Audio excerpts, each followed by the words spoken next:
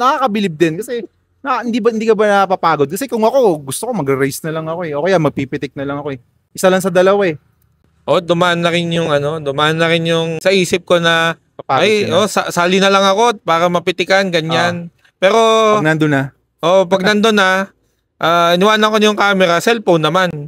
Lagi kong dala ganyan. So kasi very important sa rider na may uwi ka eh. Kasi yung lahat ng experiences, saya, yung stoke, nasa yun na yun eh. Pero yung visuals, paano mo siya mapapatunayan, paano mo makukwento. Sa amin sa Batangas, paano mo may pagyayabang, paano mo may kukwento sa iba na, ay ganito yung dinaanan namin, ganito yung trail, ganito yung kahirap yung nadaanan ko, ganyan. Wala. So, dun lang sa photos at saka videos, doon lang ako nakakabawi. So, pag ako napipikan, masaya na rin ako.